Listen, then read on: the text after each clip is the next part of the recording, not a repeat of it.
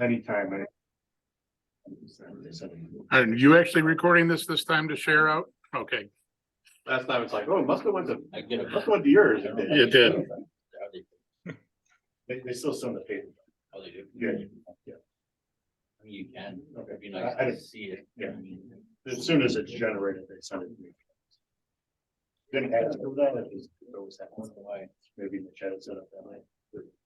I can tell you. I mean, I had those bills too. All right, I got 7:30. I'd like to call the meeting to order. Ready for the pledge, please. Pledge allegiance to the flag of the United States of America, to the republic which stands one nation under God, indivisible, with liberty and justice for all. I left my water in my car. All right.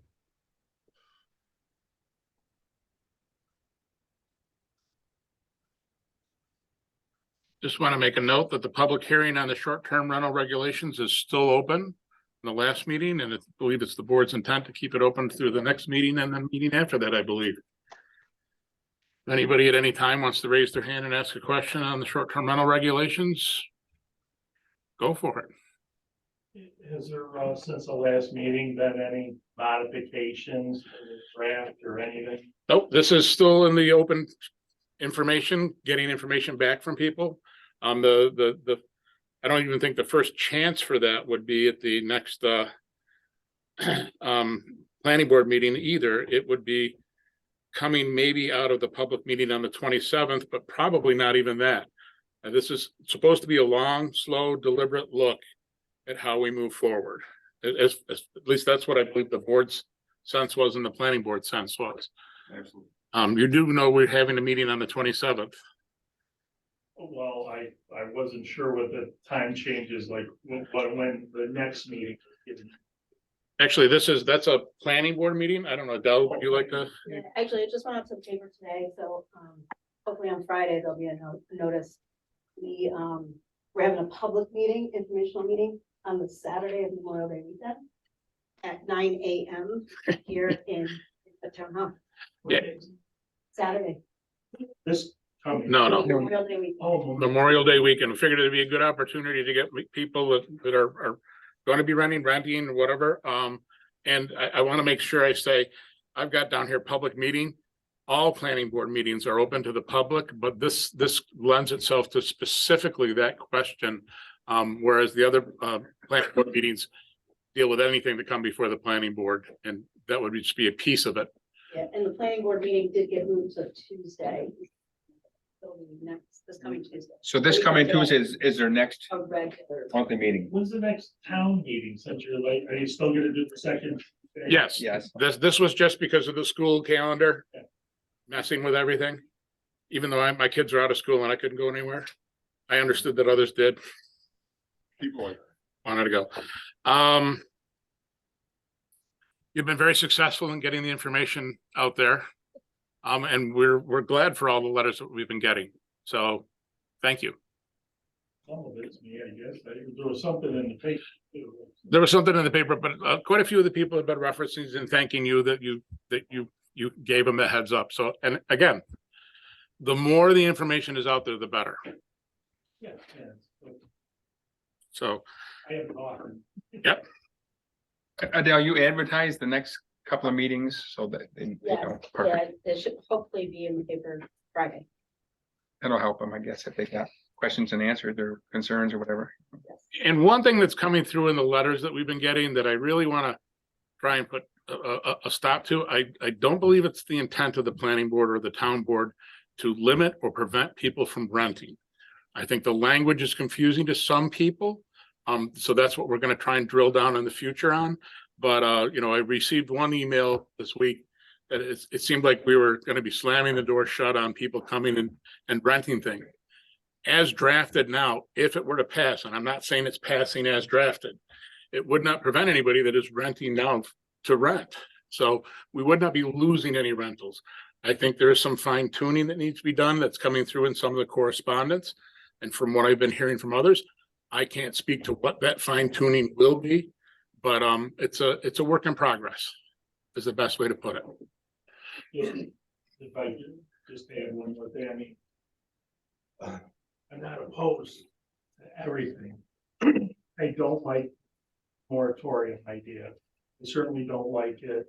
We talked about it when I was talking Yep. in the last meeting that even if I pass that, which I hope you don't, that, like I said, if I or other people or anybody, I look at it this way, though, John. You know, 20 years ago, when this all kind of developed around urban, there were a lot of people, even like on my road, they were just opposed to it. They didn't. And, you know, 20 years later now, you know, life situations change. And now they ask me somewhat for advice, or they pass their property on to their kids, or just their financial situation changed. Or how do you even find good renters, you know, that kind of stuff. So even like the thing with the moratorium is, and I was talking to my neighbor, I don't know if you know, Luke Lambert, and he was, you know, discussing the idea that now something like that would require estate planning involved with property. You know, considerations, financial considerations, like I said, I know I could never afford my property today, but even when I did buy it, it was, you know, all relevant to what I was making then. And I could not afford to keep my property, and certainly the taxes and the upkeep. And I like to keep it nice too and do upgrades without the ability to rent. And then my concern would be if I die of a heart attack, you know, and then this gets passed and there's a moratorium, even if I pass the property on to someone within my own family, that they would be negated from being able to rent according to the way I read it for 2 years. And, you know, I mean, the property is basically my legacy. And you know, the idea that, you know, it financially threatens me and the ability to keep the property. And frankly, it scares me, you know, at least the current wording. And we talked about it a little bit, and you said, you know, something, and maybe even a doubt to bring up if I couldn't make the planning board. But even the language of that, something involved with passing that property on. You know, I don't know exactly how to put it, you know, I mean, you know, your wife, your son, your daughter, your cousin, something of that nature, your partner, whatever, you know, whatever, but there has to be some sort of a stipulation that, you know, especially to maybe even a grandfathered thing that I've been doing this for 30 years now. And then I die in a week, and then all of a sudden, like I'm, you know, cut off at the legs for whatever it was written for a 2-year moratorium. You know, so that was my idea, you know, with that. What I am in favor of, and I was always in favor of way back when we were doing this, that, you know, to cherry pick, and Big Pain was even arguing that when that zoning was created and R1 was created, he even argued way back then, and so did Don Berg, was that, you know, the zoning was a little bit arbitrary in the sense that is there really any difference between my side of 7th Lake and the other side of the bridge, or one side of 28? And so I just thought that for an even playing field, that if you're going to do a permit, then everybody should have to get the permit. You know, it shouldn't just be R1. And if you're going to do it, then everybody should be, you know, and listen, I got no problem. I mean, I watch my property like a hawk, but, you know, we were even kind of talking about it, that without a permit, if it was your own family, you can put 30 people in a camp and overload your septic system, you know, or you can camp out down on the other end of 7th Lake and dig a hole in the ground, you know. But, you know, all the regulations for the septic, which I'm for, you know, don't get me wrong. I think the septic should be monitored, but the idea that if it wasn't town-wide, that somebody that had a property that was an R1 and they didn't have to have a permit, they're under no you know, other than the old fashioned way, which was call a code officer or file a complaint or call a cop or whatever. So I just thought that it was a bit unfair that we should all be as one under the same law. You know, it seems fair to me and reasonable, especially because a lot of our land is no different looking than our, you know, in a lot of ways. I know they made lines on a map, but a lot of it is, you know, I mean, you could say I'm residential, but my property was a hotel at one time.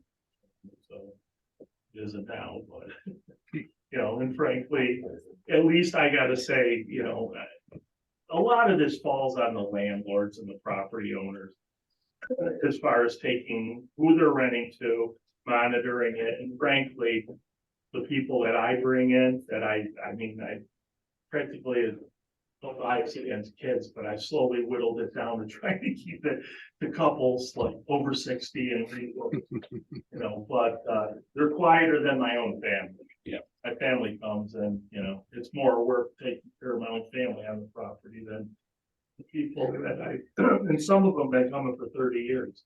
Most of them have 10 years or more, you know, so if you run a good property, you have a good property, take good care of it, you're reasonable on rent, you're not gouging, they come back every year, and they're glad to. So, you know, and they're, frankly, I talked to them, they're a little afraid of this too. And I think maybe you saw some, I told them to read the draft, and maybe they see that moratorium, and immediately, I got a few emails saying, oh my God, you know, am I gonna be able, don't worry, you're coming, you know, so I understand, but that's just where I'm coming from. Townwide permit, moratorium language scares me. The moratorium itself scares me, as I just feel we're manipulating a very dicey economy. And I mean, I go out and I do inspections for realtors and real estate, and it's already starting to change a little bit this year. I've noticed already it's softening. I mean, the last 3 years it's been bonkers. So, you know, I think that the free market and capitalism and all of that kind of stuff, kind of let it play out, you know, instead of coming in there and trying to, you know, manipulate it, you know, where it could turn on you, you know. Along those lines, if I could, we're not the only town that has struggled with this.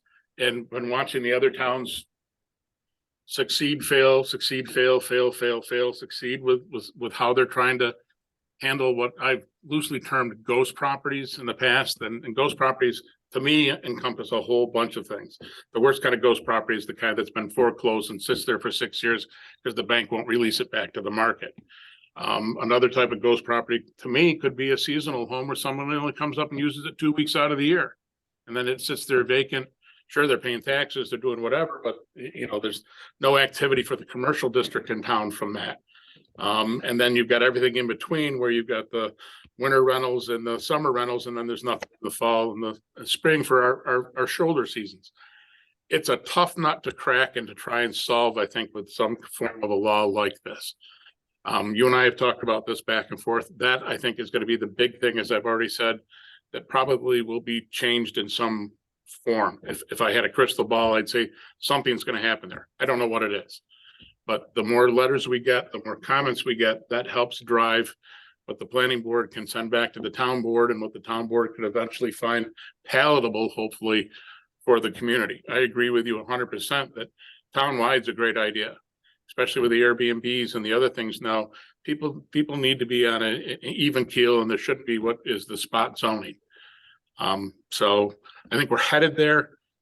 Let's take the careful approach as we're doing right now, through many meetings and discussions, and find the best way to land there. I want to give anybody else a chance. Julie? Yep. Couple of things. It probably doesn't need to be said, but Joe, you have to know that while as great of a landlord as you may be, that there are some out there that are not so great. Sure. And it's very hard to live for engineers and people who operate that way. These things. They're heat lamps. Okay, I'm sorry. 10 seconds. All right, you already got all. You'd be the last person I'd cut off. It'd be me I would cut off. I would cut me off. No, I will say, over the last couple of years, with a lot of the stuff that I've been getting involved with, from the Loons to the Historical Society and IABA, I have to say, I adore so many of our second homeowners. They are so generous. They are so helpful. They volunteer when they can. They're great people, and I love the second homeowners that we have in our town. But we can't deny the fact that there are many wealthy people coming into this town and scooping up properties and handing them off to property managers and never spending any amount of time in Inlet. And I think that the 2-year moratorium would almost force people to have to spend some time, hopefully, in Inlet and learn to love it and learn to become proud landlords, rather than have the attitude that I've seen come off of some other people who are purchasing up these properties and just using them as second or third or fourth incomes. So I go back and forth, but I did have somebody ask me today, and I've actually read through the planning board proposal, and I couldn't remember this, but I did have somebody ask me today if I knew about if there was a family exception. They described the same exact thing. They said if something happens to me and my kids can no longer rent out. And so I think that that's something we could and should explore. If we've had families that have been living here and loving Inlet and enjoying Inlet, and they still want to rent, I'm wondering if there's some legal language we could use to allow that. And I know that opens a lot of doors. You don't want somebody saying, well, no, my third cousin. Right, but yeah, there could be a list, or, you know, it has to be immediate family. I think that's something to explore. That's just my opinion. And I know the moratorium is a really big controversial subject. But the thing that I love most about our second homeowners is how much they love Inlet. And I'm afraid we're gonna lose that, eventually. And I've seen it firsthand, like I said, with very, very wealthy people coming in, and buying up properties. And I can tell you that they do not care about this town. They do not care about the culture they're bringing. They do not understand, the history, so on and so forth. So I think it's something that we should, not dismiss so easily. I do see some good in it. And even if for a couple of years, if you have somebody that purchases a property and, you know, they're big summer residents, but they don't come in the winter, if we allow them to rent out for, say, 6 months at a time, that would take care of some winter employees. And then they can still come enjoy it in the summer. But the short-term rentals, you know, that's what makes me nervous. And I just wanted to ask, the new letters and emails that you've gotten, are those up on the website? I know the first couple were, I believe. Not yet. Our town clerk decided to take her family out of town for a little while, No, so. I added the. Oh, did you? But not the most recent one that you just Oh, talked okay. about, but I think the other batch should be on. Is it online now? Oh, good, thank you. Okay, thank you. And I actually I didn't plan on saying any of this tonight. I planned on at some point when I had kind of formulated my opinion a little bit better. But I will say that, you know, the year of 20 and 21, we were really, really busy up here, and everybody did really well. And last year died off a little bit, compared, in my opinion. And before that, like 18, 19, we still have cottage rental businesses, who live here year round. This is their bread and butter, and they are not always filling up all the time. And so I just think that's something else to consider. I mean, I know that we need to, it's, you know, free market, or they have the right to open up businesses and competition, and I get all that. But I do think we need to protect the people who live here full time, and this is their only job. And it would help them if there were a little less rentals in town. Just something to think about, a different side to think about. I'm not saying it's right. I just think it's something we should all think about. Yeah, there can be a saturation of market, which would lead to what I was talking about with ghost properties. If I could touch on one thing, I believe the language, and I'm not a lawyer, I didn't stay at a Holiday Inn Express last night, but it's arm's length sale. It can be, a relative, but you gotta really define that so that it's not, my sixth cousin from Transylvania Right, and his buddy are buying the property from my uncle. Right. There's gotta be a way to get that down there to protect what Joe was talking about, to protect what you were talking about. And I think that's probably one of the easier fixes right, as we move forward. And yeah, just got to get the legal mumbo jumbo from the lawyers on how to insert that. And I'm not saying that's happening. That's my suggestion personally. yeah. I'm not speaking for the board or the planning board when I say And that. I've heard that argument a few times, and the way someone presented it to me today, it started to really sink in, and I understand, and it would be the same thing. I mean, it's not gonna happen to my business, being that we're under a different category, but if I suddenly wasn't around anymore and we left it to my niece and nephew, and they weren't allowed to rent, they wouldn't be able to, so I get that line of thinking, and that's really uncomfortable if they've spent their whole lives coming up here on vacation and their parents have invested a lot of money into the property. I definitely think that deserves some thought, so. All right, again, anybody else on the public hearing that's open? I think that one of the things you're trying to prevent, and I know it's in another county right down the road, is, from what I understand is going on with the trailer on 28 on Trail 5. Is that somebody from out of town who has no ties to the area is bought up that property and is going ahead and building a structure on it for the sole purpose of renting it out. I don't think it was approved though, was it, Tommy? Do you know? Construction material is on site Yeah. right now. Yeah, I They- think they- they put a stop. They've dropped everything off, but it's not being assembled. But it's my understanding that that's what we're trying to do here, is prevent that type of thing from occurring. If I can speak a little bit for the planning board, I believe that was what was in the back of their mind as they were talking to the lawyer, and the lawyer would suggest this, that. I mean, there's quite a bit of back and forth, if I'm not mistaken, to try and come up even with what's in the draft as it is now. It just didn't happen overnight. All valid points, but this is what we need. We need people coming in and talking the different points. Anybody else? Just Oh. go ahead. I think to go up what he's trying to say is that there's like the brokers coming in, that's the problem that we have down, not to go into the town of Webb, but. That's the big issue is there's guys that don't even step foot, mail, doesn't matter, companies that don't have anything to do with, they see a web, like a link. And they buy it, don't even come here, and they have property managers that run them, and that's all it is down there, and that's what's happened to us down there. And I hate to see that happen up here, and I think that's what you guys need to hold on to is preventing that from happening, because that's what really can just drain your town, and lose your volunteers, lose your community aspect. And it's happening everywhere in the Adirondack communities. I think kudos to whoever was around back then for coming up with this, 20 years ago by being so far ahead of the game, because it's protected in that. So I see where you're at that way now, but that's the biggest thing is how do you keep those brokers from just buying everything that comes up. There's real estate agents, they're getting contacted. They have a family where they have negotiate price, or the bank that wait for a loan. Well, if somebody's going to give you a cash deal and pay you over the asking price, what are you going to do?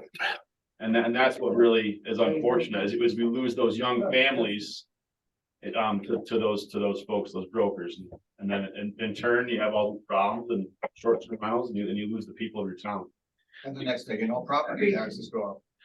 And what scares me, and it's kind of lost in the conversation sometimes, but I've heard some people dial it up, the moratorium on or taking away a dwelling that could be a family house doesn't necessarily mean the 800,000 piece of property on the lake or the 2 million piece of property on the lake. What we're very concerned about and worried about was losing what is now the 200,000 or $400,000 piece of property on the Uncas Road or elsewhere. I mean, what used to be an $80,000 piece of property. Anyways, we could go on this all night, but I think there are things we can do to adjust this. One last thing from my perspective, and I've talked to others in the town hall and elsewhere about it. when I go on vacation. For years, I've been staying in what were VRBOs, vacation rental by owners, whatever, Edisto Island down in the Carolinas. 98% of the homes on that island now are rentals. And there's 16 different rental agencies up and down the street where you pick up your keys and go in. There's no community. You know, there's one grocery store and 8 bars and a golf course and 2,000 structures and probably 3,000 golf carts. But in the off season, there's no community there. The lights are off. I think that's what scares me for here and for elsewhere. I mean, you talk about Old Forge, Saranac Lake, Lake Placid, Wilmington. They've all been trying to deal with it. We've been watching what everybody else does because you hope somebody else is going to come up with a perfect answer, but I don't think it's happened yet. I'm not going to say we're going to come up with it, but let's try and find something that works. They can piggyback off of other communities too, Yeah. right? And we Yeah. can't do that where we are. Right. We're not close enough to other. Yeah. You know. All right, we've got other things to go into tonight. Sure. Last comment is that just going back and, you know, what goes up also, I believe, must come down. I mean, I own property in Florida and I bought it for $70,000. I sold it to a guy, a retired Army general. He had it 2 years. There was a boom in Florida. He sold it for $500,000. And I kind of looked it up the other day and it was kind of back down to half of that. And I just remember up here, my uncle used to own the Lanterns in the early 60s. And at one time, my parents were talking about buying the Hollywood Hills Hotel. And it was under $100,000 for the whole thing. And I remember a ton of camps. Nobody was in them. Everyone was for sale and sitting for sale for years. I'm not saying that could happen to that extent again, but I do remember, we've been in a boom for 30 years. And I just feel, something's gonna tip eventually. We can't just keep going in this direction. And I know there's a finite number of properties in the Adirondacks, but it just seems we're coming close to a tipping point, and it could go the other way. And my fear, like when we start getting into moratoriums and all of that, kind of manipulating that a little, we could actually kind of throw gasoline on a potential fire that may happen all on its own. So, like I said, gotta be very careful with this. And I hope we're going to be. I hope we are being, but all right, folks, we got to move forward a little bit more. As anybody on the board had a chance to review the clerk's minutes from the March 14th meeting. Anybody in the public have any questions, comments, deletions, requests for more? Tell Amy she did a good job. She did a good job, yes. All right, those are the clerk's minutes as received. All right, we've still got public comment. If anybody wants any other comments on what's going on in town, not going on in town. There's another one at the end of the meeting. Oh, Benny.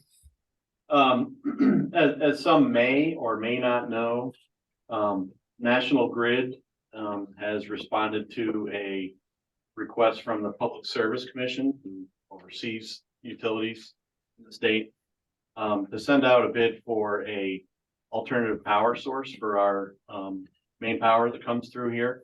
So just quickly, the power that runs from Forestport to Ragged Lake is a single radial 46 kV line.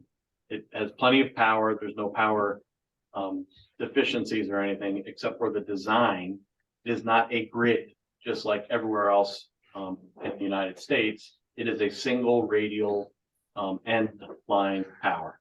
And as we all know, the people that live here or even visit here briefly, the power goes off frequently and sometimes for extended periods of time. Their answer has, they've had an answer in 2019. They sent an RFP. I'm assuming COVID slowed that down or even delayed even sending it out, but they did write this proposal for 4 sites in New York State. One of them was in the Ragged Lake Inlet area to add a battery storage system, energy storage system. Essentially what happens when you have hydropower, they pump the water up at nighttime when you don't need it and drop it down during the day and use extra power. So they're gonna use a battery system because we don't have hydro here. It needs to be at the end of the line, and a site's been selected and engineered, in Racket Lake. They are actively working on, the town there is actively working on, passing the law that will, allow that to happen. And essentially what that will do will provide backup power for the entire line from here to Boonville, should anything happen to the 46 kV line anywhere along that line.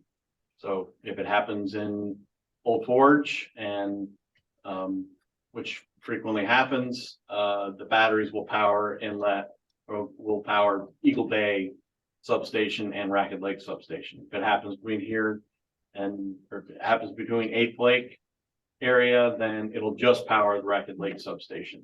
If it happens in White Lake, it'll do all the substations all the way down to the last station. Do you know if they've got the smart switching and, They have not put them in yet. okay, because So that, you'll see. without the smart switching, none of that works. It technically works, just not smartly.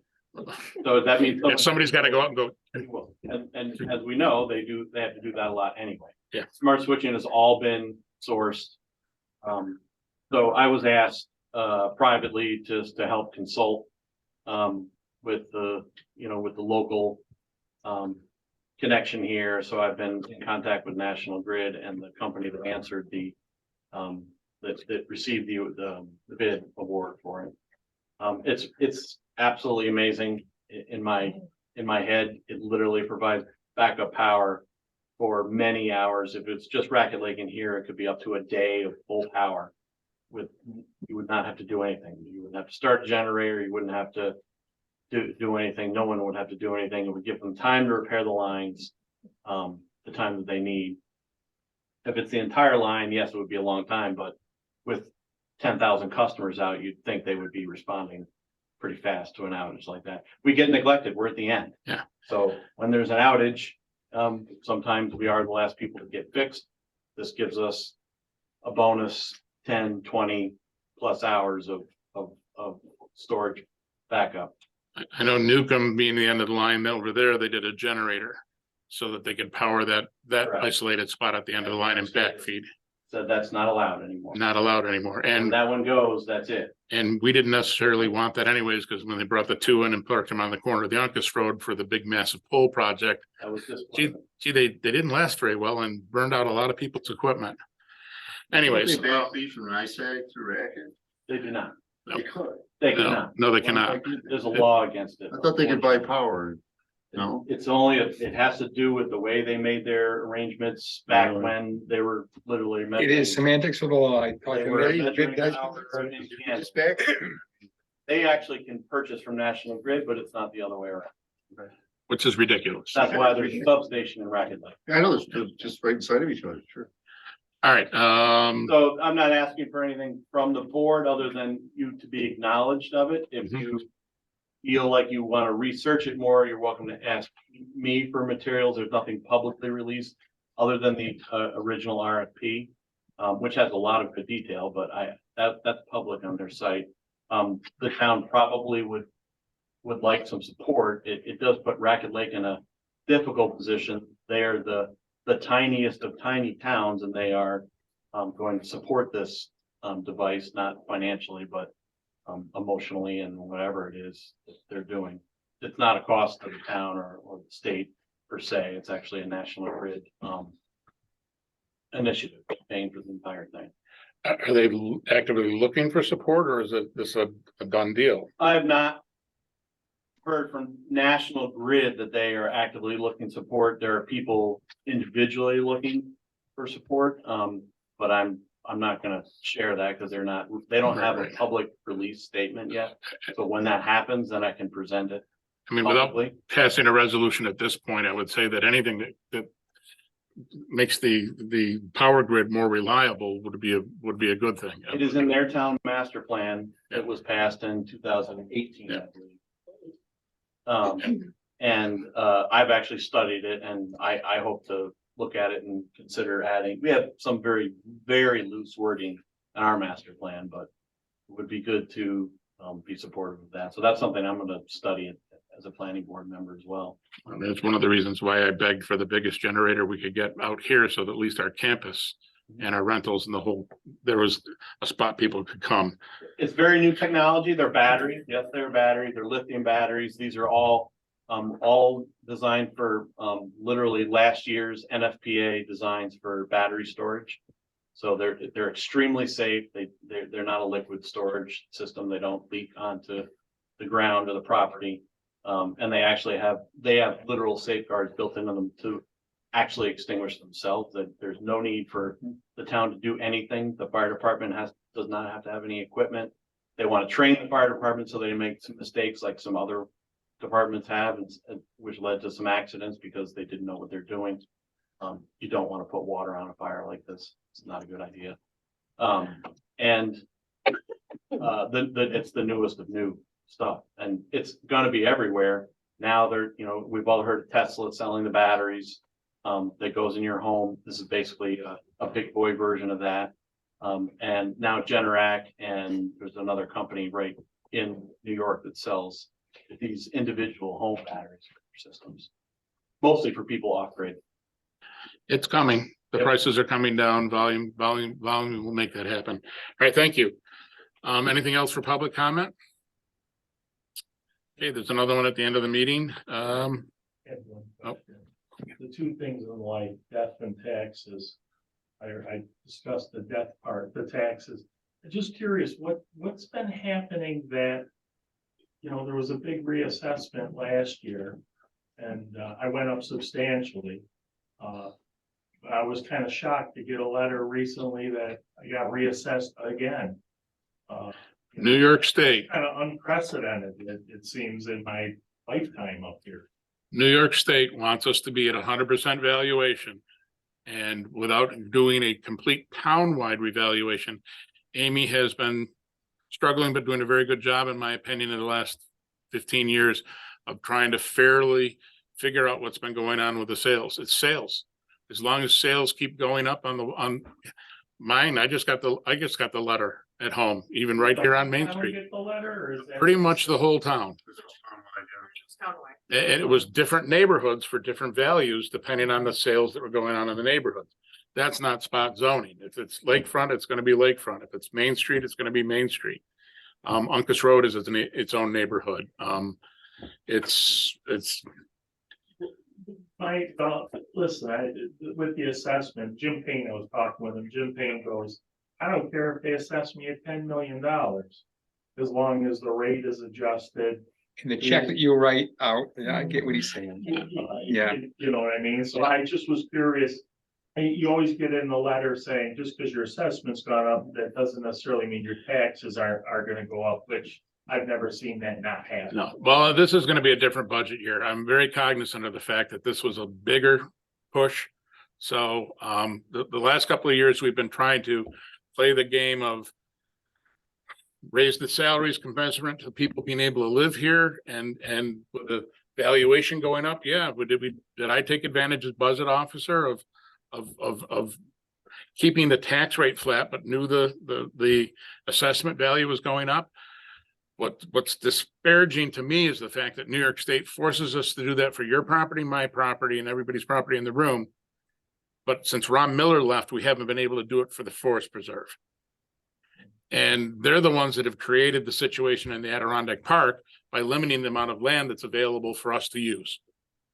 And how come, I read though the thing, and is it something that you must be a little familiar with? I was reading that the state comptroller, DiNapoli or whatever, there was supposed to be like a 2% limit, I thought, on what property value increases could be per year, but you could opt out of that. So it's not involved in that. That's the tax. There was a tax cap of 2%, unless there was a majority vote of the board or school board in order to override that. And quite honestly, we've overridden it probably every year since it's gone into play, because we either had grant projects we were working on, the highway garage we were working on, and for a small town, that 2% created a lead weight around our necks, basically. And so it was a well-intended thing, but it was really focused for Long Island, Orange County, some of those areas where they were trying to force municipalities to work a little bit better together. Where I think we've already led by example up here. Take the police department, you know, take our snowmobile grooming. You know, we've got towns working together, hopefully trying to save some money. Well, everything costs more, but as taxes go up, that's another thing trying to keep people local.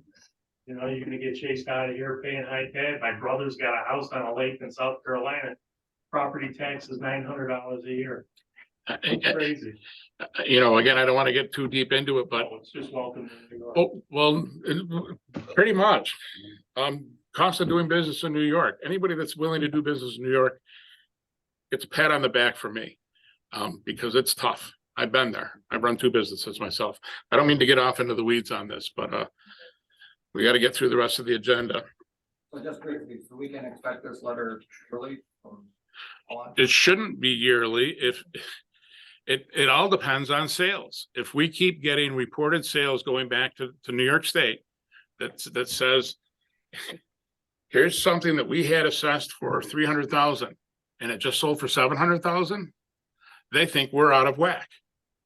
And then they take a look at the whole neighborhood and they start dicing and they say, you've got to prove to us why. I find it hard to believe my house is worth almost $300,000. I know what I put into it. I know what I bought it for, you know, but am I stuck in the mud? Yeah, you gotta have the garage on. The garage cost me more than the house did. Anyway, Small town with such high value. that- It's easy for the state to do that because it's a small town and it's so high, so. it's like, okay, I don't know. yeah, But the other edge to it is if we are at 100% assessment, then the state will lower what they're paying on their. they'll, We're gonna pay even more. It's just this brutal cycle. it starts a downhill slide that Ron Miller caught. And I gotta tell you, I'll pat Ron Miller on the back wherever he was. He was four assessors ago. He hammered the state of New York. And he was one of the last successful assessors to hammer the state of New York in the Adirondack Park. They said for 4 years, they were gonna take the value back. Well, our values went up. They couldn't take the values back. There are other towns that wish they had the valuation on the state forest land that we have. But it's been stuck at the same level. It's ridiculous. Thanks for explaining. Well, I don't know if I actually did, but. All right, communications. Well, we went out to bid for a generator and for a shelter for the equipment up on the Tower Hill. That we were hoping to pay for with the federal grant money, $450,000 we got 4 or 5 years ago now. The 2 towers are standing. We're paying for those. We own the towers, but not the land they sit on and not the area they're surrounded. But we were also going to be using that money to buy the generator and the storage shed. We got 1 bid back on a generator. There's a meeting on Friday with Lake George Regional Planning and Tarpon Towers attorney, the engineers, and the Northern Borders people to see if they will release or relax their terms to allow us to either lease to buy a generator for the hill and or go out and find other bids that were approved in New York State for shelters, for communications equipment. Right now, the federal requirements won't allow us to do that. They did bend on the fact that we were able to purchase the towers after they were delivered and installed. So we're hoping that they will bend on this. And then we're hoping that National Grid, when they get done trying to figure out what they're doing with their batteries, will allow somebody to bury cable to the top of the hill and energize equipment. I don't have anything to report on when those 2 towers will be going live. I would be incredibly impressed if it was Memorial Day. I would be even more impressed if it was Labor Day. I'm wishing for Columbus Day. I hate to say it. Again, welcome to New York. Welcome to the Adirondack Park. Planning board, anything else from the planning board to report? I think we've done, the meeting's going to be on the 27th at 9 a.m. here. Assessor's codes, park building. Anything to highlight from parks? Sure. With the warm weather, we started a park cleanup here at Trailhead. Nice to get Early start. early start with that. We started looking at our water systems for the cottages, for the bathrooms. We're able to make some free upgrades, well, cheap upgrades to the water system for the bathrooms. So we've got an extra holding tank in there, which is gonna help with water flow and pressure. So we're hoping that helps out a lot. Sean, Lenny and I took a trip to Lake George and Glens Falls and checked out the sidewalks they have there, permeable. After looking at all the sites, I think we decided that it's really not for us. When it's in new, it looks really good, but what was that, 5 or 6 years old? Yeah, the stuff in West Falls. Yeah. Yeah. It started to break apart, especially with Oh, that was. Lake George, yeah. Plowing over, felting, I mean, some pieces were just totally disintegrated. Cause they absorb more, just break apart more. I don't know the reasoning why, Cause they're porous. Yeah. so, They don't take the traffic, but it sounds like it. yeah, I just don't think it's a long-term solution for our sidewalks. So Lenny came up here after that, so I think we're gonna get away from that with the money Hamilton County has for us. And we started looking into fixing, possibly fixing the dry well in the parking lot. To collect more storm water runoff. The drop inlet that's in the corner of the parking lot. So, he's supposed to come up, when he was here, there was still 2 feet of snow, that 10-foot bank over there, so. He's gonna come up here soon and we're gonna take a closer look and see what kind of plan we can come up with that. Again, just planning it out. I know there's some construction that might happen over there, so. That will be thought about if we do fix anything. Is it just a drop box or does it culvert to someone? No, there's a, like a dry well. Just a They drop. actually take that collection, Frank had some pictures of it. It's a brick laid up dry well. Yeah. It's not in great shape. No, The ground around it plugged up, it's not taking. It worked for years Yeah. and then it needs to be remediated. So, there's some big concrete, tubes you can put in the ground and you put rock around them and they can handle thousands and thousands of gallons of runoff, so. Plus you can drive, up to 20,000 pounds over it or whatever. So I think that's the direction we're gonna look into that. Again, nothing written on paper, just ideas right now. I don't know if everyone got my play invoice. Yep. Three bundles of clay. Yep, and these will all be for Arrowhead Park. We put 2 on Fern last year, 2 on Arrowhead. And I think we're good on Fern for a while, just because it doesn't get as much use. I don't see spending this kind of money to resurface it this year. But the 2 bags for Arrowhead just wasn't enough. We got to pretty much the baselines and ran out, so we needed another bag to get to where the outfield starts. It's our main field, it's right in our main park, it needs to look good, and but he sees it. Yeah. And these prices didn't go up, the actual delivery went down $50 from last year. So. Order it. It's in the budget. Order it. Okay. Yeah, I bet the youth commission could probably help with. Yeah, last year the youth commission split this with us, so that was really nice, and I'm hoping they might do the same again this year. I was gonna say that, but I'm glad somebody else did. Thank you, Del. One more thing, we did a lot of talking about pickleball last year. I kind of wanted to get this out of the way, but things are still slow here. Dan maybe found a grant that would work to get us some pickleball courts. That'd be awesome.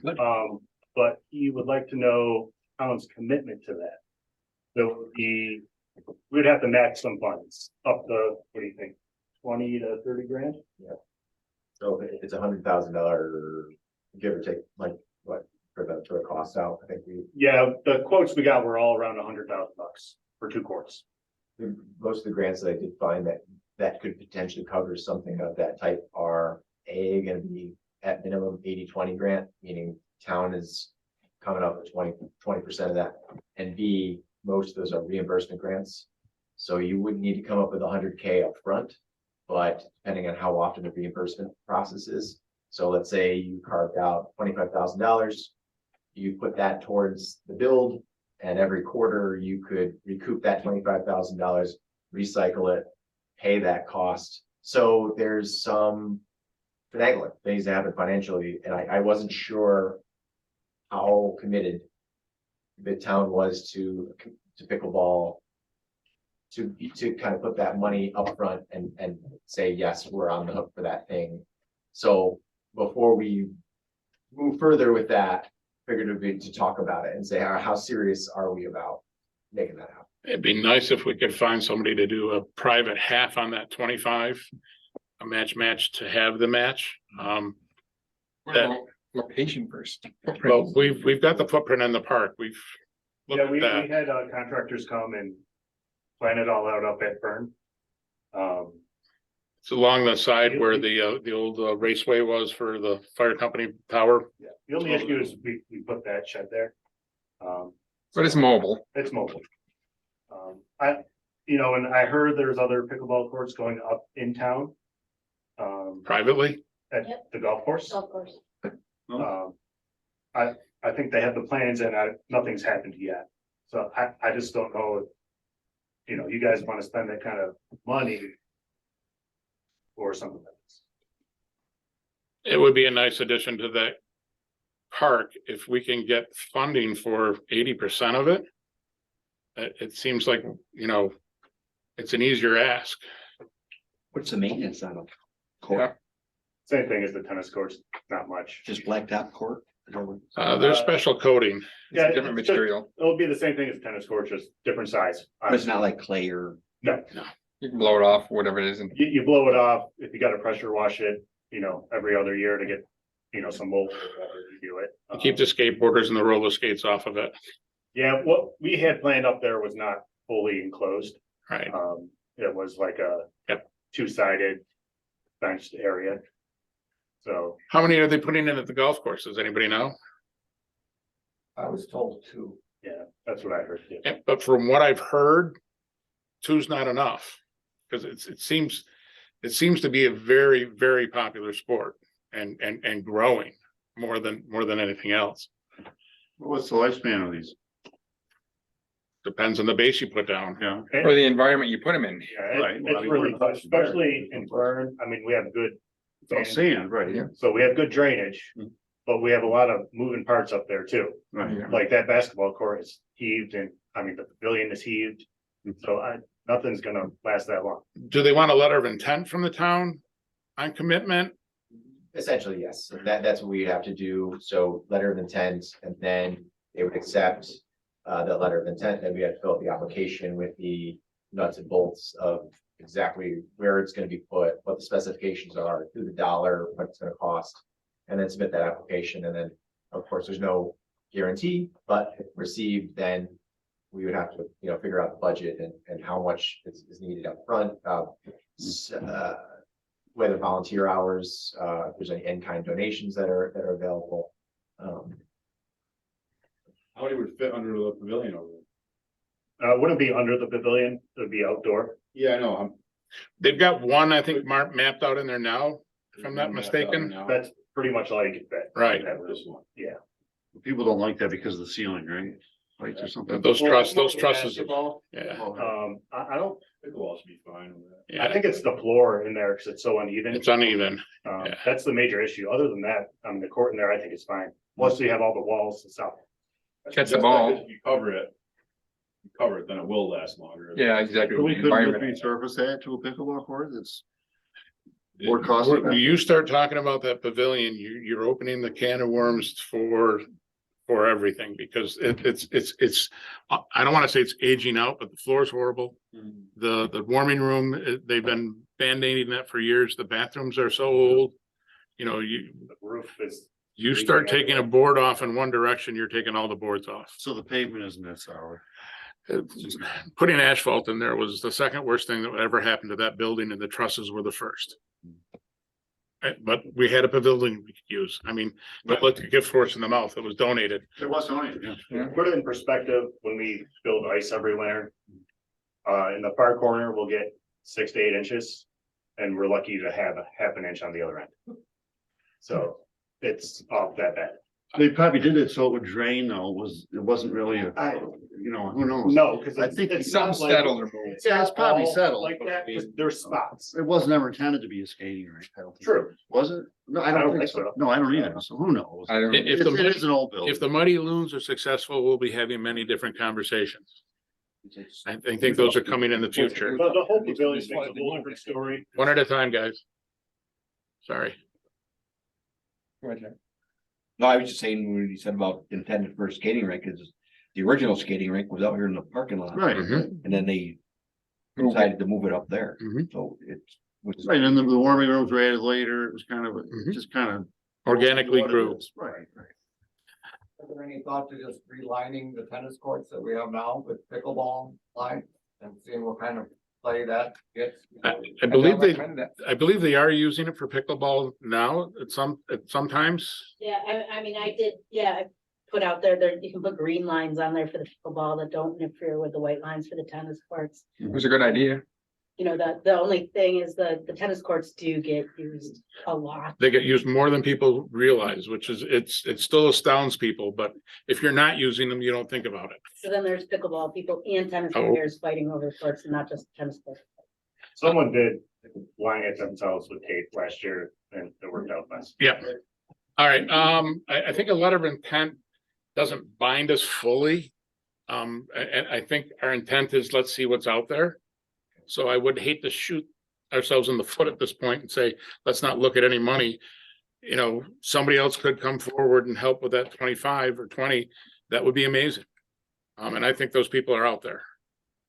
Just from my understanding, and just because I don't know municipal law very well, if there is donorship, you know, if there is, we are able to get, would we establish, so in web, for a couple of the projects, there's been a holder like Living 8K or Inlet Area Community Task Force or something like that, who could essentially be 501c3 that would accept funds on behalf of the grantor, and then redistribute those funds on behalf of the town, of the project, but separate from the town. I think we're doing that for the tower right now. That I'm guessing is probably, Yep. if we're gonna look for donorship. Just the additional wrinkle would just be finding that 501c3 partnership and saying, hey, you know, we're tapping you, please hold this funds. And The only other way around that is if somebody wanted to step forward and say, here's the whole thing. You know, but not necessarily the whole pickleball court, but our portion of it. We've had equipment donated to us. We don't need to go through a 501c to have that happen.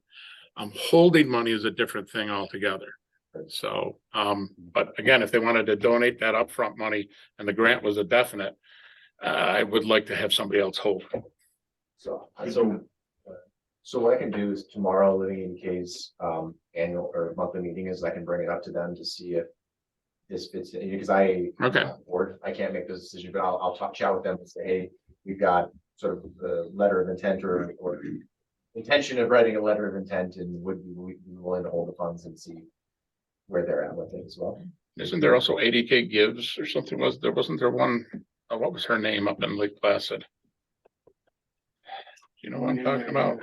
I know. What you're talking about. Because a couple of people donated to the Moose River Plains for stuff to go back in there, and the money's earmarked for that. But getting the money back out of that organization can sometimes be difficult. So check your end and, yeah, and I would say on a soft, you know, just moving forward with a letter of intent, it's not fully binding, but we're interested. Is that a fair statement? Yeah, search it out, see what happens. Decide to go ahead and move forward with this, where would your portion of the money come from? I would try and carve it out of the budget that we have. Right now, we've got mountain biking money that we put into the park up there. I don't think we're ever gonna stop putting money into mountain biking, but maybe we won't have to put as much in each year. I think that's 7,500 in last year's budget. Skip a year or two and you'd be surprised. We've got money in there for the Townsend Trail. Maybe we'll actually finish the Townsend Trail and we won't have to have that money earmarked for that. And Sean won't be able to grab all of it for sidewalks. Just seeing if he's paying attention. But quite honestly, that's where I thought some of that money needs to go, is back towards sidewalks. But we have money that's along these lines that we could use. I don't think I'd want to specifically just raise taxes for that, but if something else is falling away, we're done with a payment on the salt shed in a couple of years. We're gonna probably have to put some siding and a new roof on it and fix some concrete. But when that's done, there's $10,000 a year that we've been paying. You hope that something else falls away and something can take its place for a little while. That's my budget 101. class.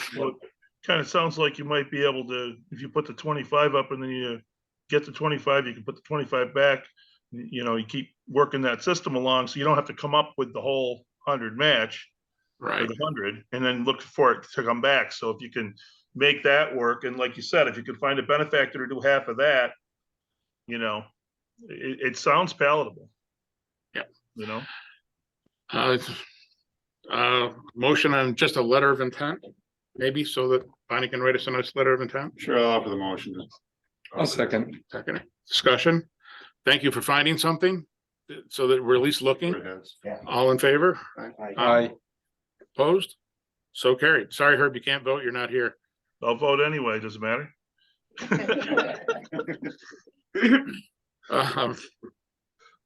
All right, anything else, Parks? Just one quick thing. I guess the Mighty Loons bought all the boards from Old Forge hockey boards last year for $1. Wow. And they're being stored at someone's house and they want the town to take storage of them now.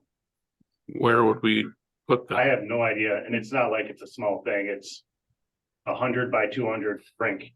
What are they made It of? was wood and plexi.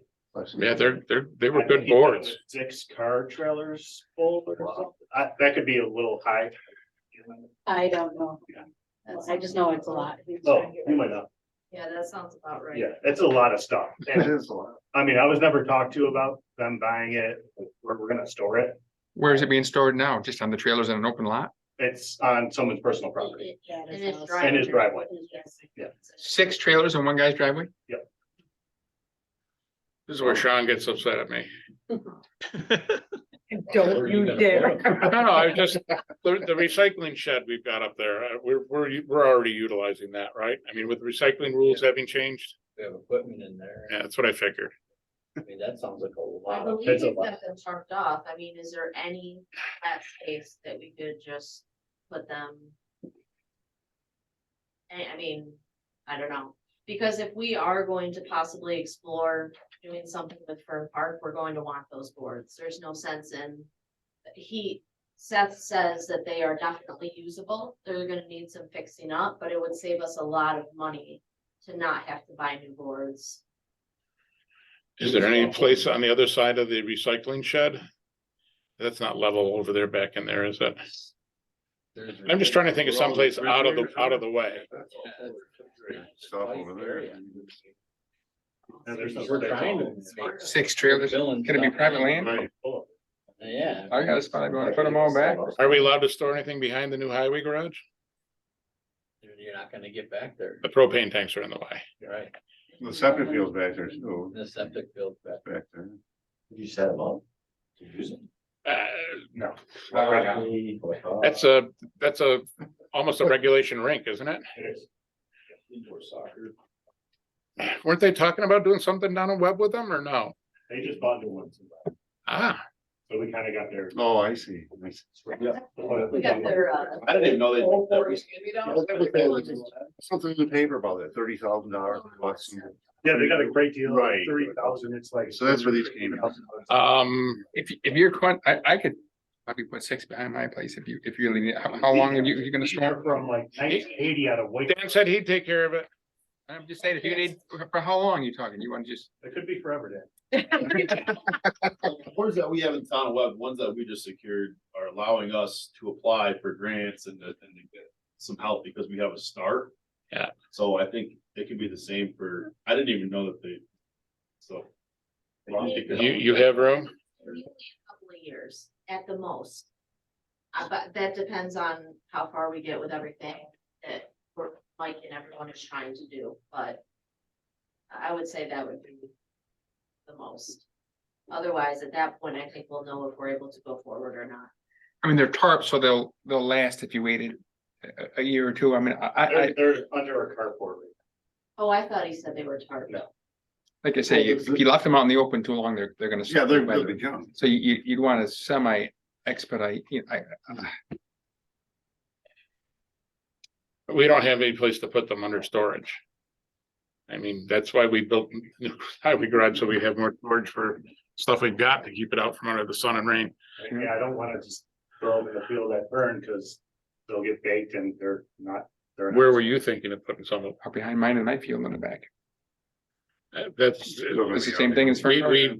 all right, It's not on a roof, so You need a semi trailer is what you need. We didn't get a grant yet. Are you working on a It grant? just- You need a semi trailer to park somewhere and fill it. That's what you need. Storage box, Storage pod. storage pod, yeah. Or a storage unit. heck, there's enough of them that's probably gonna fill a storage unit, wouldn't it? Oh my god, yeah, I think so. Or even an 18-wheeler, I right? was supposed to get pictures of what he's got, I didn't get them yet. Why don't, you mind taking a look and seeing I'll with look. them? I mean, Okay. how big is this car? Probably 10 by 30 or something.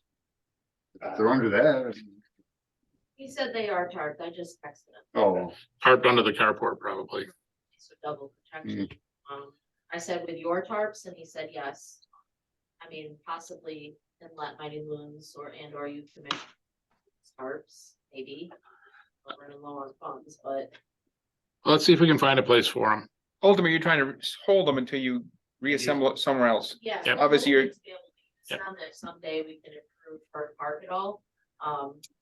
But it would be a waste to get rid of them and then have to purchase new boards. Yeah, But yeah, he's been holding him in his driveway for, I think, over a year and he's a little frustrated. yeah, but if you don't tarp him, you purchase them anyway, so it's. I think those tents, the metal frame tents, Yeah. they're fairly heavy duty. the shelter logic thing. you know. You know, Like Yeah. the Quonset hut type tent. Right, the right. bigger one, About $1,000. Do you mind getting together with Dan and seeing if it might work? Tell me when, I'll Okay. grab you. Where does he live? Semi trailer, I'm telling you. The You county got donating one, Herb? You donating I one? got one, but it's full of stuff. You want me to get you Yeah. another one? Well, you gotta find storage for that stuff, or we need that. Space that it takes up. How much? 30 by 40. Oh, Out of space. All right, moving on. We're interested. We'll try and find something. Thank you.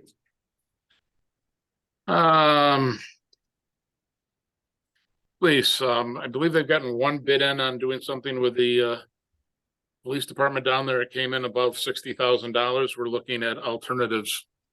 That's a little out of price range. The other thing is, Ron, I met with him today. He's got another retired patrolman from Madison County, Chad Chapman.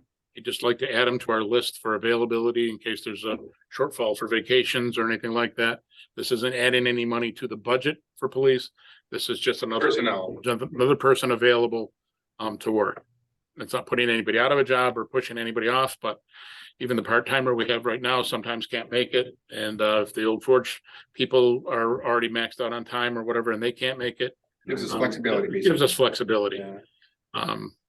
And his name is Chad Chapman. I just need approval for Ron to put him on the part-time list. Well, You offer? A second. Dan seconds.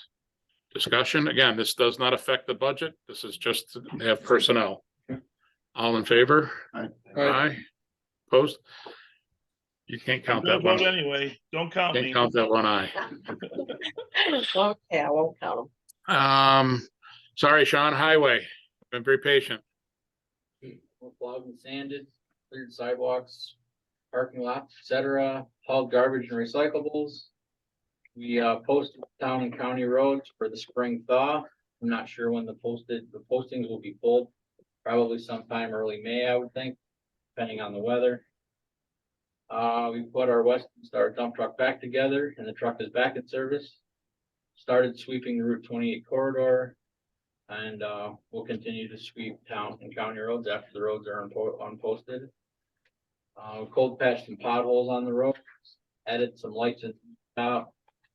I'd like to thank you for including my letter, the letter she sent out for the property owners on Parkhurst Road for the culvert project that we intend on doing next month. We had a fuel facility inspection, no major issues. We started servicing our trucks and equipment. We helped the park department take down Christmas decorations along Route 28. And we've moved up sidewalks to be replaced. Coming up, we're hopefully we're done plowing and sanding. Gonna haul garbage. So do we. Then hopefully we're done. We're gonna continue sweeping, continue servicing our trucks and equipment. We're gonna clean up spots from the winter that our plows got into. Check out the Moose River Plains Road and see what kind of work needs to be done in there. Hopefully get started on working in there. We're gonna rake the Uncas Road, Evans Drive and Gilbert Road gravel section. Just a reminder, we're gonna be replacing a culvert on Parkfish Road in May. The road will be closed for 2 days and 1 overnight, hopefully. I've never installed this kind of culvert before. I'm not exactly sure what we're gonna get into. But hopefully it's just 2 days and 1 night that the road will be closed. And he's notified everybody, right? Letters have gone out to the property owners. Everybody affected. I'll know more on an exact date soon. I've asked the county for assistance with a larger machine, so it'll depend on their schedule. I really want to get it done before Memorial Day. That's my plan. And that's all I have for highway. I got one thing. Sure. They had the discussion about the little machine at some point. Chip doing some trail work, Yeah, rock work. That's still yeah, doable. yeah. Okay, I spoke with Chip about it. He's on board. I know your schedule pertains, I mean, Well, like I told you, when I need my machine, I need my machine, like when that culvert job comes Yep. up. absolutely, that should be first, Right. whether he does I it have- before that or after, but I wanna, I have no problem with them taking the machine. I've never had a problem with them taking the machine. I don't know if that's out there that I've had resistance. But if it is, it's false. perfect. Anytime. No, thank you for that. That's, If it's available, I have no problem with them taking. So just to make that crystal clear. that's nice, good deal. Oh, it's gonna kind of depend on your schedule then, when No, you need it. that's- If he can do it in front of it, that would be maybe better for both, I reminded him that he's asking for others' equipment that in the future. Anyways, I don't need to say any more on that. But like you talked about, you wanted to get it done while it was soft. Makes sense to me. Yeah, no, I appreciate it. I just Pull the wanted, rocks instead of in August when you can't pull. you can't even see them. They go back down, you, And it's hard. yeah. Yeah. No, as long as you're on board, I just wanted to. Yeah, touch But base. like I said, just when I need my machine, I need my machine, because that's gotta be done, that's sensitive. When Get it- that culvert done, that's, When are you going 410s? excuse me, When are you going to 410s? we've been on them. That's it. I just wanted to let everybody know. Yes, sir. The next question would be, if he has an assistant, how does that work with parks? Well, yeah, so going to parks and how does that work? Who manages that time? Yeah, we need to figure that out, because every year it's I know a it's, fight for me to get my employee back. it is, It I makes no guess, sense. I know, Last year was good, only because Frank wasn't here and I had to have him, so I got him in time, but now we're talking, I'm not gonna have him to March 1st, which is March 1st, May 1st. Sorry, which, I mean, the first year he worked, I had him the second week of April. I think we'll nail that down before we go into the winter this That'd be great. next winter. Yep. I mean, Yep. I'm cool with working, and if he's here and he needs to go up there for a couple days, or we need to go help, that's totally fine. It's always so up in the air and I can never get an answer. We'll get an answer. totally understand. I just had a little flexibility, but I get your frustration. I do, and I'm thinking it's a few days. Not thinking it's a, And that's, like I said, I mean, if I told Chip, if he needs help with snow fence this week, let us know. We can spend a couple hours and help And I know that's what they're into now. is no Yeah, fence, I know. Yeah. Signs and stuff like that. no, I totally I'm appreciate put that. Together with all that, and I'm totally flexible, but I mean, there needs to be kind of a definition of when things are supposed to happen.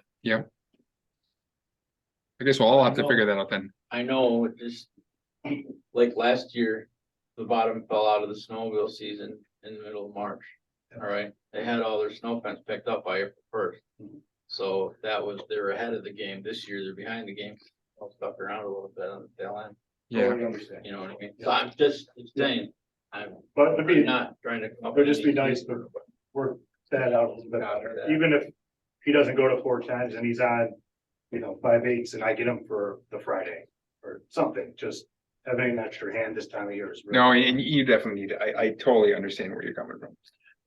And we're totally willing to come up and help you or snowmobile anytime you need it, so. Two-way street. Exactly. Sounds good. We will work Thank on you, guys. that. Thank you. Transfer recycling.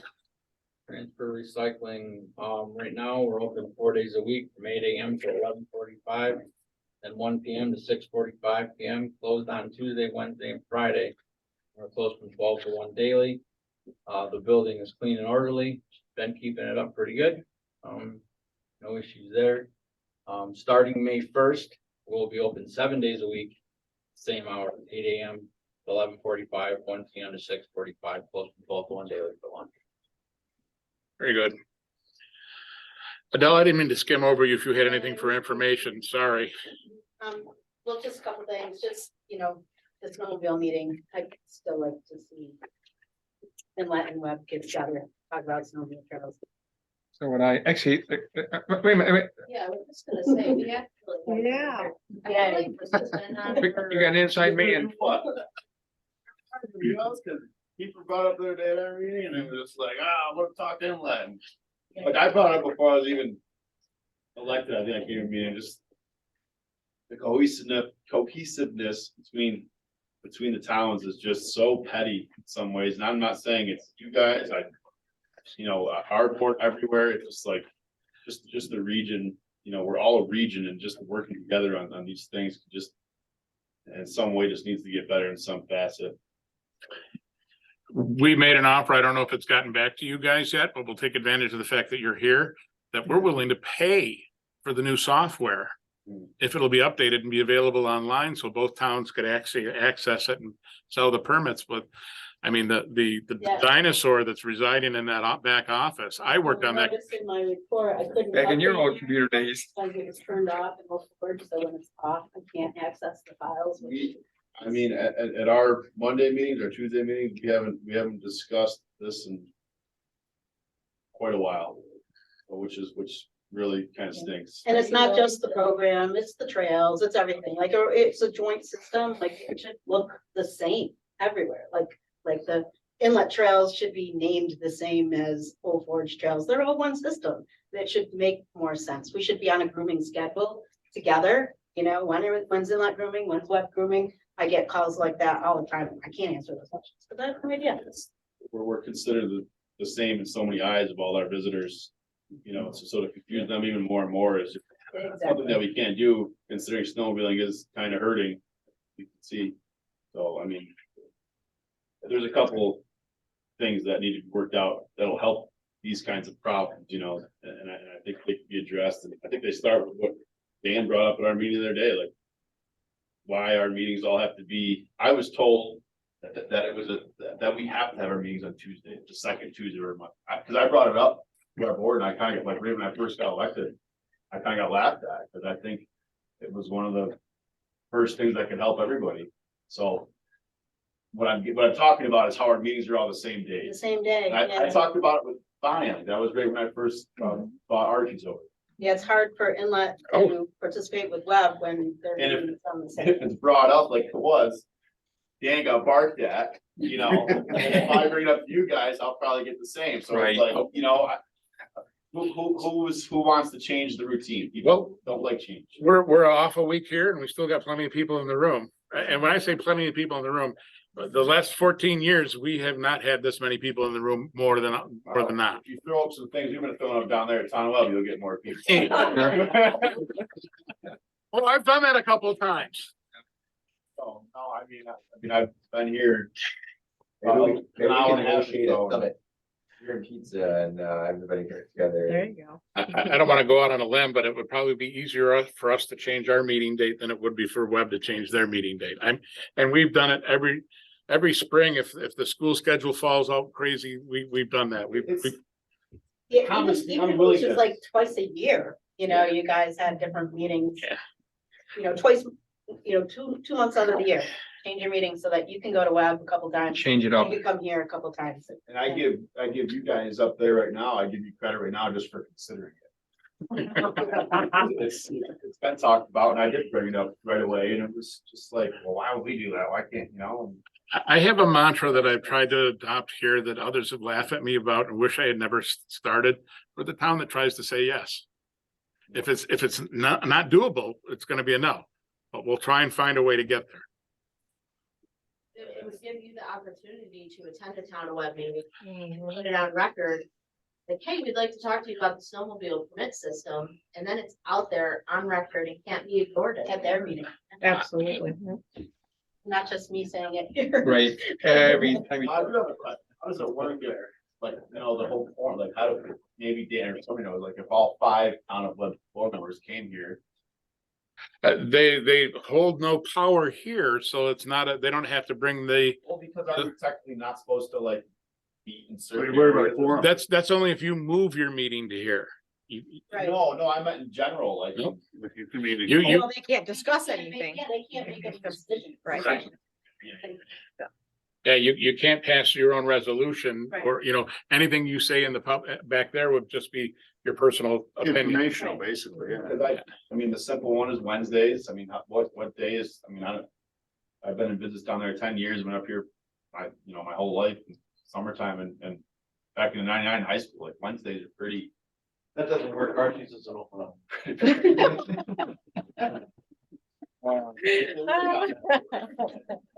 But yeah, I mean, Go after the meeting.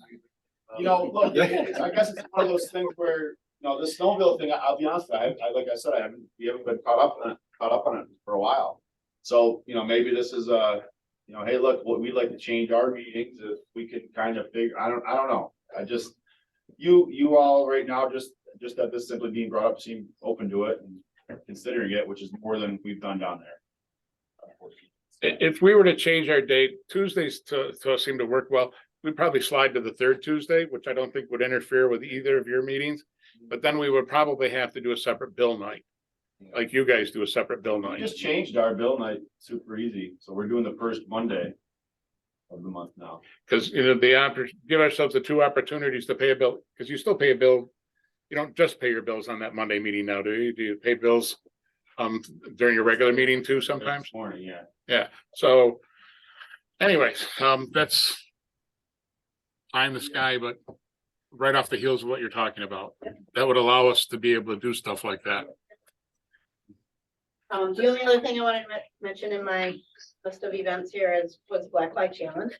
I just wanted to point out that in 2019, the end of March, we had 300 racers registered. In 2020 and 2021, the race was canceled, so we pulled them over. At the end of March in 2022, we had about 800 racers registered. Second week of April, we are capped at 1,000. And they said it's sold right out. Sold out. Really? So it's gonna be a good race. And it ends here this year. Ends here this year. Wow. But I still need a band. That means the party is here. If the party is here and I still need a band, though. I was saying that without saying it, okay? 3 bands. They held on, so. Really? Really? Well, one just was too much money. The committee wouldn't pay. When is for it? When's your budget? June 10th, and I might be able to get $1,500 from this board, but they prefer me to get a band for 1,000. I We have a don't, meeting on Friday. I've got a drum set in the basement, but I haven't played it in years. John's getting warmed up. Hey. All right, All right, that's it. Thank you. town clerk's report. I collected $7,318 this month for cottages so far. Few dog licenses. My February snow money is in here. That was $40,730. $640 in building permits. That's that. The other things I have are, town clerk now, I don't remember when it was effective, but recently can now give a license to officiate, be an officiant for marriages, a 1-day license To anybody. to anybody over 18. Say that So if I again? say I wanna go marry someone, you can give me a 1-day. $25 and I need information and I license you. For the And day now only, though. they're 1 day only. And they're encouraging town clerks to do marriages ceremonies. Normally, huh, well, Yeah, So anyways, that was just a side note legislation that Kathy just passed. So how many of these licenses do you have to buy up front so you can sell them later? I've seen if Herb paying attention here. All right. Hopefully No, none. not. How much of that $25 do we get to keep? Is more like the That's question. a very good question. It Yeah, wasn't in the we get legislation. $1, we get $1 and the state gets 24. And she That's does probably all what the it work. is, because that's about what it is for marriage license. But lastly, James Adam applied for a liquor license for up at the golf course. He just, I just have to notify the board that it happened. The only difference was he has asked for acoustic music at the location. No, If it doesn't bother the golfers, I don't think it'd bother us. I agree next to it. so just put it out there, and that's all I have. All right, I just got a couple of things. I've been notified that the DEC and its infinite wisdom on the designs for the boat launch, are they stopping to do that? Or do you have any more information shaking your head, Jewel? I'm just pissed. Oh, when they first started putting porta potties down at the boat launch, one year they dropped them by the water. Yeah. Called them up, Rob Florentino, I think. They were removed immediately. Now they're designing them to go down there, which is absolutely ridiculous. Which has never been brought up to any of us once. Nope. We found out by accident because one of Fury's contractors went to Screaming Eagle and happened to mention it to Sharon that they were putting porta potties down there. Sharon's like, oh boy. So she's told us, and that's how we found out that that's what was going on. Have they poured pads or anything for them? They had there. We didn't know what it was for, and we asked, and they were like, we're not sure what's going on there. I have never had a problem. I like Rob. He has been great. I am so disappointed. And now he's been on vacation for the last few Yeah. weeks. Now he's back and he's not answering any of our emails or calls. Same here. I'm not sure I- why they think this. Rob I had a couple of phone calls. Where are they going? I didn't catch. Down by the water. Drive down the boat launch and you get almost to the end. You look at the Steven house Okay. and the pad is right there. Right there. Yeah, 15 feet it's from that porch. 15 feet from her porch. I measured it. well, Yeah. I've left messages for her. We've been playing phone tag. We've done the email thing. I told her I will do everything in my power to make sure that they don't go there. Yeah, it's horrible. If I have to have Amy cite them as a public hazard, So, that's another thing. It's gonna interrupt where they turn. oh, it's ridiculous. making that loop, Yeah, you get run over. I am. Why don't they go where they used to have I can't. Because it worked, I don't know, they used to have a permanent one right there. I know. They could still put them there. They could, no matter where they put them, they're gonna take a storage way, a trailer or whatever, but they still have to be it there. had to be somewhere. They have to be there. One guy said it was the only place where it could be ADA compliant. Like, I've seen the machinery they've had up there. They could have easily made an ADA compliant up towards the road if they wanted to. And I mean, I don't know if they will at this point. I heard paving starting at the beginning of May, by the way, supposedly fencing mid-May. We'll see. Their options are gonna be move them or they won't be allowed to put them in there, but they're the state of New York and that scares the hell out of me. And my neighbor, she looked up all these laws and she prefaced it with, I think she forwarded you the email. We know you don't have to follow New York state regulations, but here are some about how close porta potties can be to houses and water. Yeah.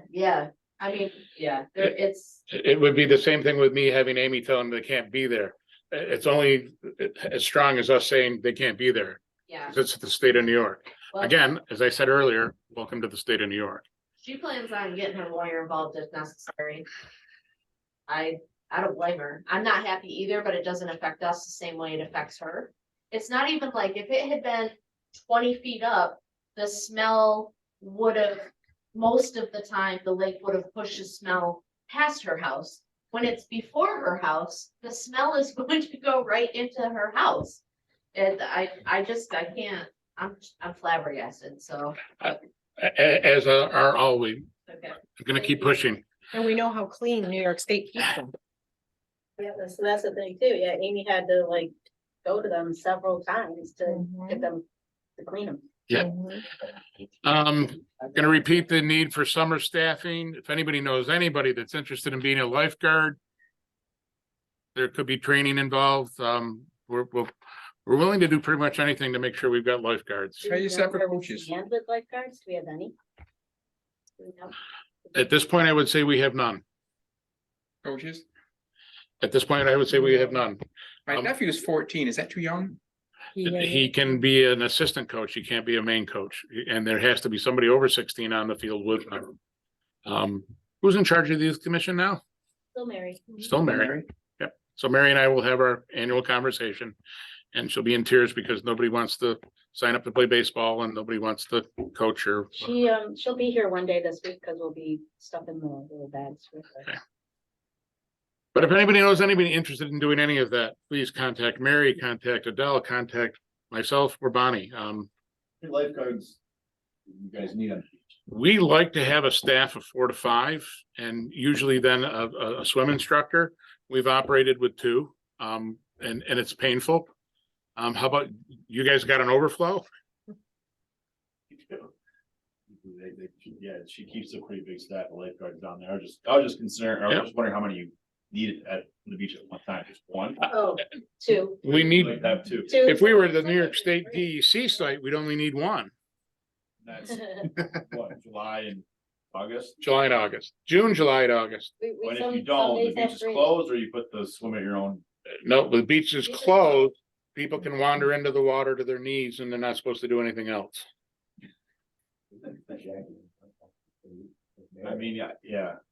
Okay, It would be, she seems to always have quite a few lifeguards down there. she said she was gonna send up a couple either the year before or last year and something happened. I don't, kids promise and then don't show up and it is what it is. And I think there's also how do they get from Old Forge up here? It's easier to pedal into the beach and work down there if you don't have a car and you're staying with grandma.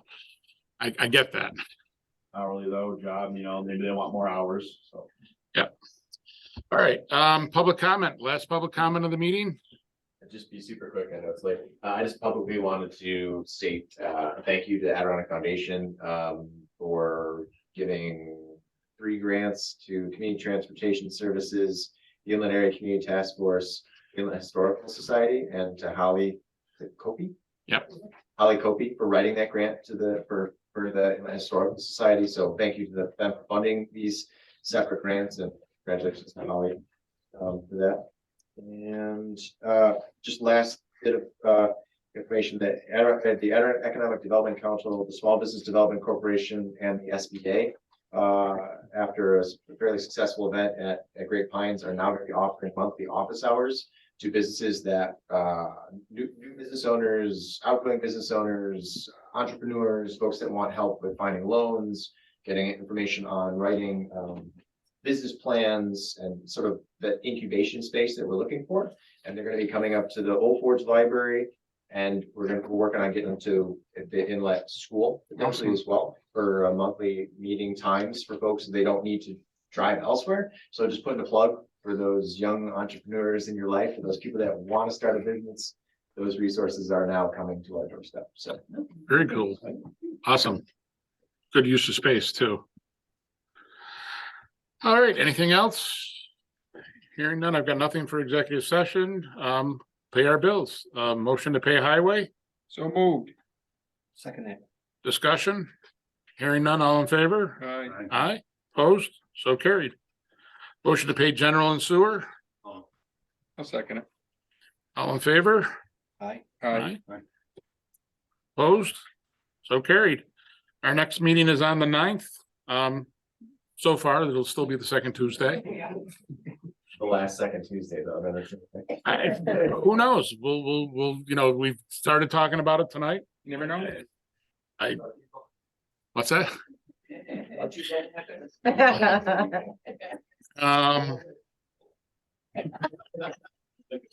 And again, I want to make sure everybody knows that that public meeting is at 9 o'clock on the 27th.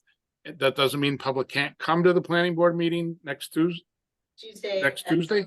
at 7 o'clock. But specifically, that meeting on the 27th is going to be in regards to the proposed law. Folks, thanks for coming. Motion to adjourn. I'll make that. I'll second it. All in favor? All right. Aye. So carried. Thank you, folks.